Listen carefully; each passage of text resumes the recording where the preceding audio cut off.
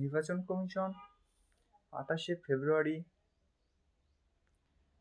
যে খসড়া তালিকা বার করলো, সেই খসড়া তালিকায় দেখা গেল যাদের নাম পুরো বাদ গিয়েছে তাদের পাশে ডিলিট লেখা রয়েছে, আর যাদের নামের পাশে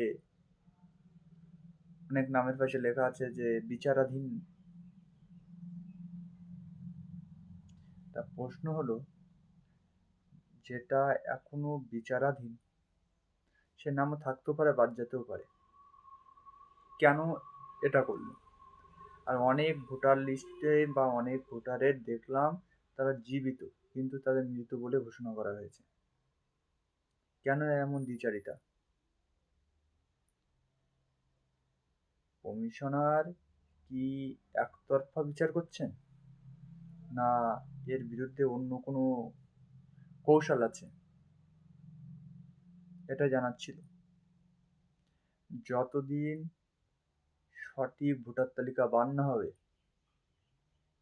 বৈধ ভোটারদের নাম বাদ যাদের গিয়েছে তাদের যতদিন অ্যাড না করা হবে, ততদিন যেন নির্বাচন কমিশন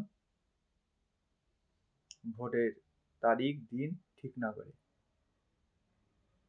যদি ঠিক করে তাহলে মনে করতে এর মধ্যে দ্বিচারিতা আছে, কোনো ষড়যন্ত্র আছে।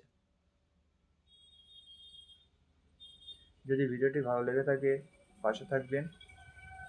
ফেসবুক পেজ থেকে দেখলে ফলো করবেন, কমেন্ট করবেন, আর ইউটিউব থেকে দেখলে সাবস্ক্রাইব করবেন।